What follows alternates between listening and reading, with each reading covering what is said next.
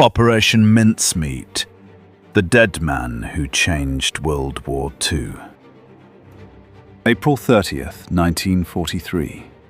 The coast of Huelva, Spain.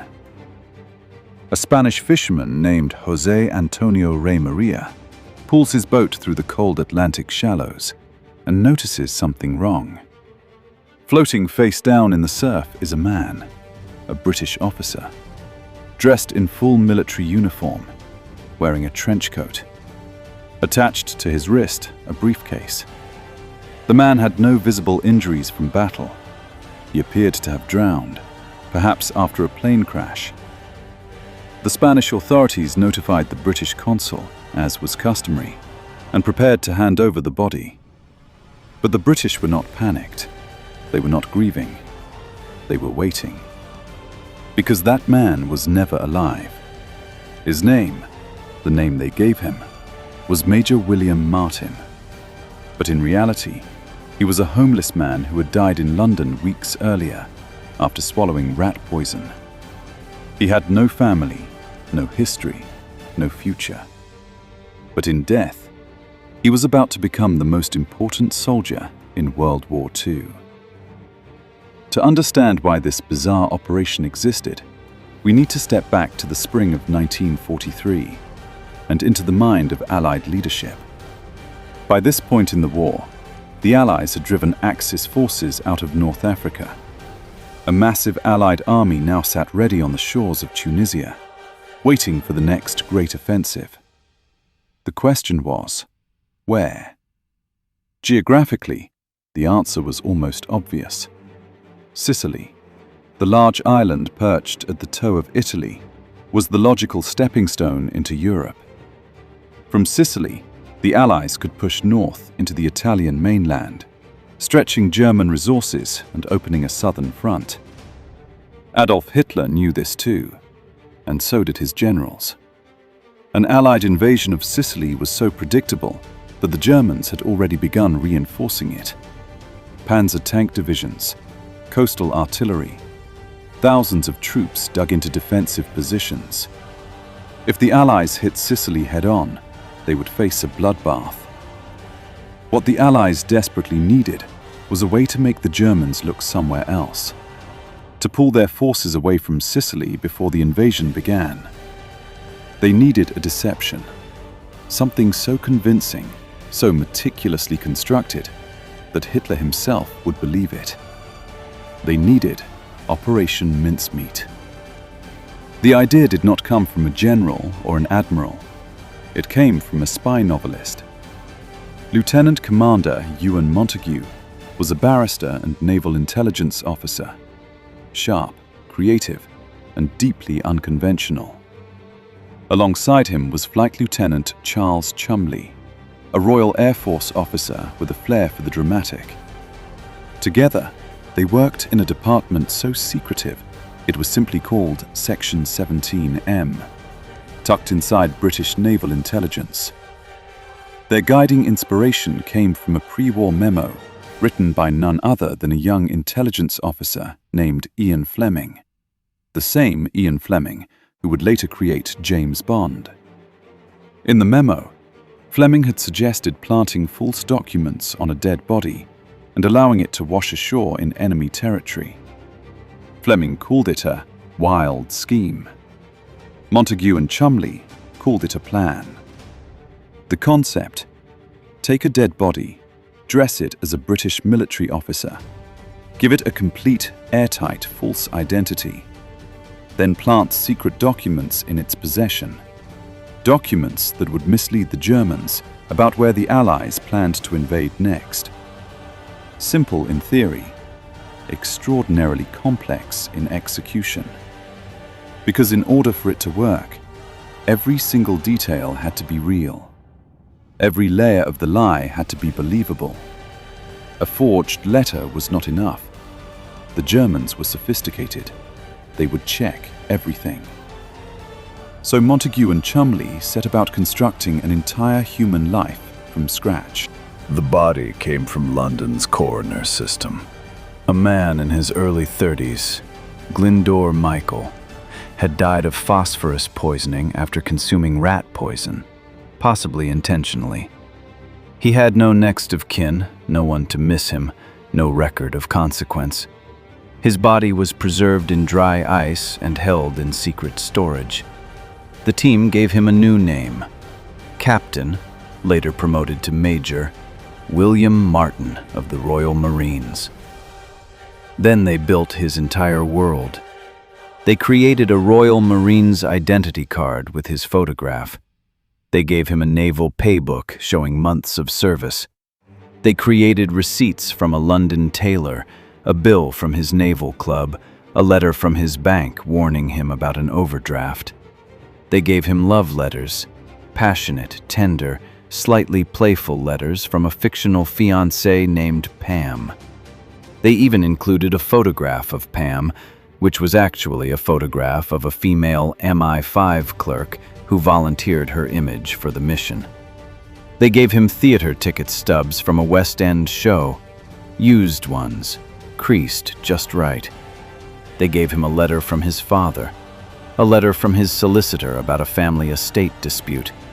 Every item in his pockets was chosen with surgical precision. Nothing could be too perfect. Real people carry junk. Real wallets are messy. Real men forget receipts and old notes. The critical document, however, was a personal letter from one senior British general to another. Signed by General Nye, Vice Chief of the Imperial General Staff, and addressed to General Alexander in Tunisia, it casually, devastatingly, referenced the actual Allied invasion plan. Not Sicily. The letter pointed to Greece and Sardinia. It named code names. It referenced supply routes. It dropped details that could only have come from the highest levels of Allied command. It was written in the informal, slightly breezy tone of one colleague writing to another. Not a stiff official document, but a personal note. Genuine, unguarded. Exactly the kind of letter that might have been carelessly carried. The Germans would not be able to resist it. On April 19, 1943, the British submarine HMS Seraph slipped silently out of Holy Loch in Scotland and headed south into the Atlantic. In a sealed canister in the hold was the body of Major William Martin. The submarine's captain, Lieutenant Commander Norman Jewell, had been told only that he was carrying a highly classified package. He was not told it contained a corpse dressed as an officer. He would only discover this when ordered to open the canister. On the night of April 30th, at approximately 4:30 in the morning, the Seraph surfaced off the coast of Huelva, Spain. Huelva had been chosen with care. The local German intelligence agent there, a man named Adolf Klaas, was known to be active and connected directly to the Abwehr, German military intelligence. In the darkness, the canister was opened. The body of William Martin was placed gently in the water, along with his briefcase, secured to his wrist by a chain. A life jacket kept him afloat. The submarine submerged. The body drifted quietly toward shore on the tide. By that morning, José Antonio Rey Maria had found him. Within 24 hours, Spanish naval intelligence had the briefcase. Within 48 hours, photographs of every document had been passed to the Germans. The trap had been baited. The documents landed on the desks of German intelligence with enormous impact. The letter from General Nye was immediately recognized as potentially authentic. German analysts examined it with extreme care. The stationery, the ink, the phrasing, the wear on the envelope from the seawater. Their conclusion? The documents were genuine. The report climbed the chain of command with startling speed. Within days, it had reached Admiral Wilhelm Canaris, head of the Abwehr. Canaris forwarded it upward. On May 12, 1943, Adolf Hitler received a briefing based on the mincemeat documents. He was convinced. The Führer issued direct orders: reinforce Greece, reinforce Sardinia, hold Sicily lightly. It was clearly a feint, a distraction to cover the real landings. Field Marshal Rommel was dispatched to Greece to oversee defenses. Panzer divisions that had been positioned near Sicily were redeployed. Naval minefields were laid in the wrong waters. Weeks of preparation were invested in defending the wrong coastlines. The British monitored all of this through Ultra, their top-secret code-breaking operation at Bletchley Park. As they intercepted German communications showing the redeployments, they could barely believe it had worked. Winston Churchill, notified of the German response, sent a 3-word telegram to his intelligence officers. It read, "Mincemeat swallowed whole." On July 9, 1943, the largest amphibious assault in history up to that point was launched against the shores of Sicily. Operation Husky, as the Sicily invasion was codenamed, involved over 160,000 Allied troops, 3,000 ships, and more than 4,000 aircraft.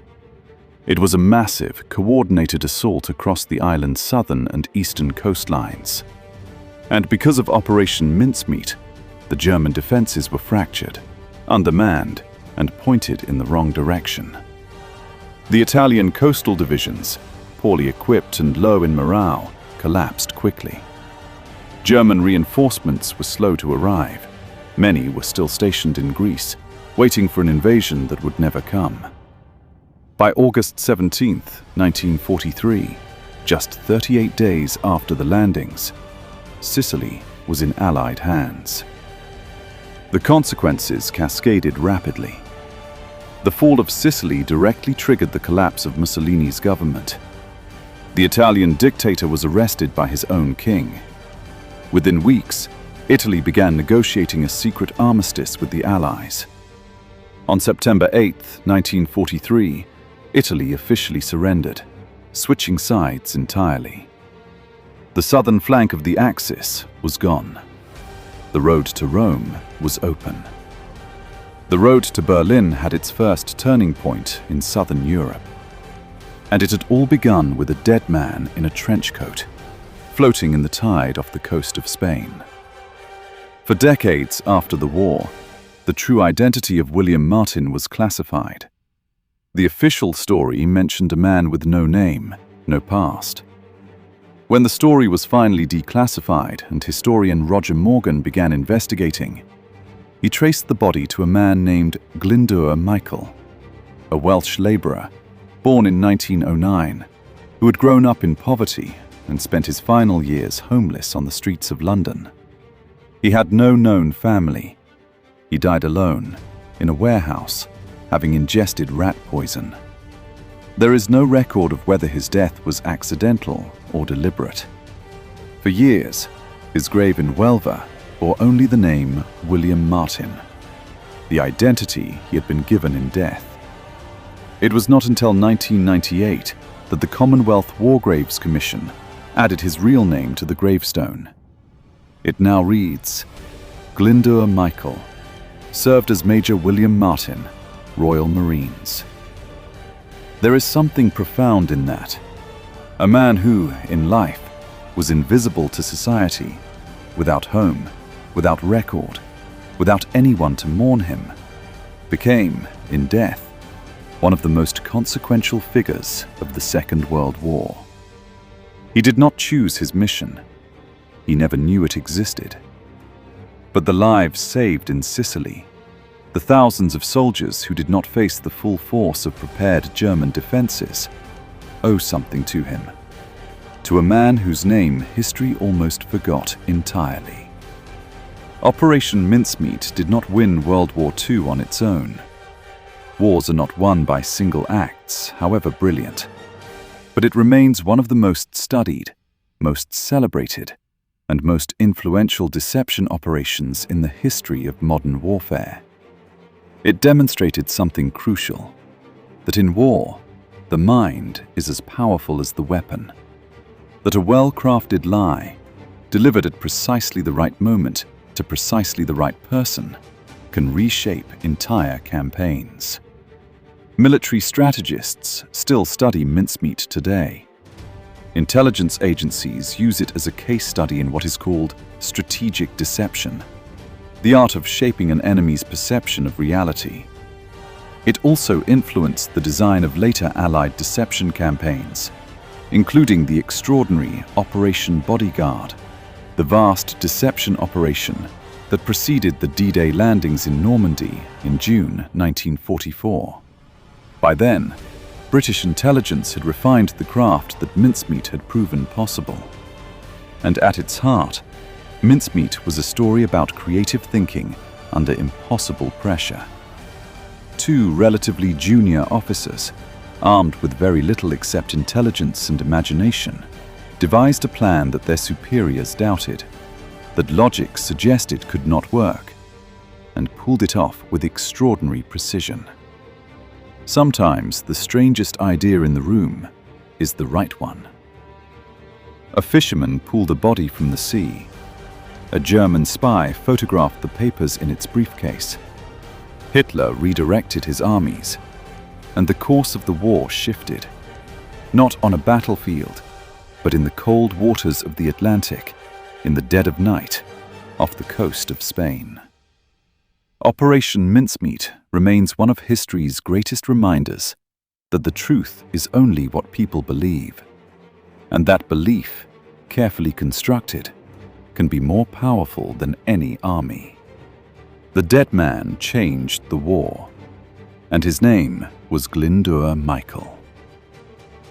If you found this story remarkable, there is much more to discover. The full account, including the letters, the briefcase, and the reconstruction of William Martin's fictional life, is documented in extraordinary detail. History is full of stories like this, hiding in plain sight. Thank you for watching.